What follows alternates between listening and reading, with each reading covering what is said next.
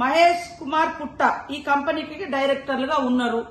ఈ తలసాని సాయి కుమారు టిఆర్ఎస్ పార్టీయా, వాళ్ళ నాన్న కాంగ్రెస్ పార్టీయా, వాళ్ళ నాన్న ఏమన్నా కాంగ్రెస్ పార్టీ నాయకుడా? ఇది మీరే కదా ఇచ్చింది.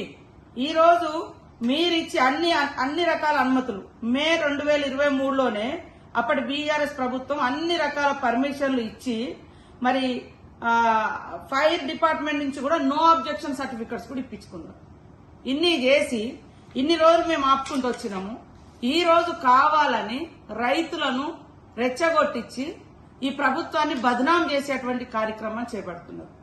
రైతుల ఆందోళన జరుగుతుంటే అక్కడికి ఆర్డీఓ పోయి వాళ్ళతో చర్చలు జరిపితే కావాలని బీఆర్ఎస్ బీజేపీ నాయకులు ఆర్డీఓ నిర్బంధించడం, ఇంత దుర్మార్గమైనటువంటి కుట్రపూరితమైనటువంటి లక్షణాలు పునికి పుచ్చుకున్నటువంటి మీరు ఎప్పుడు కూడా బాగుపడరు.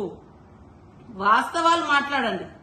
ఏమన్నంటే సోషల్ మీడియాను అడ్డం పెట్టుకుని ఇష్టానుసారంగా మాట్లాడుతున్నారు. ఇది సరైనది కాదు.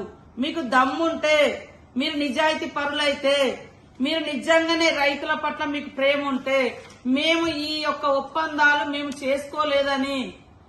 చేసుకోలేదని మరి అంబేద్కర్ గారు సాక్షిగా వచ్చి మీరు చెప్పగలరా?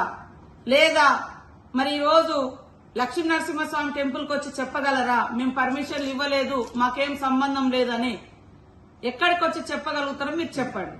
కాబట్టి ఈ అబద్దాల మీద ప్రజల్ని, వాళ్ళ మనోభావాల్ని రాజకీయ ప్రయోజనాల కోసం వాడుకొని ఇవాళ కాంగ్రెస్ ప్రభుత్వం ప్రజా సంక్షేమం కోసం పాటుపడుతుంటే దుష్ప్రచారం చేసి దుర్మార్గంగా కుట్రలు కుతంత్రాలు చేసి ప్రభుత్వాన్ని అస్థిరపరచాలన్నటువంటి విధానాలు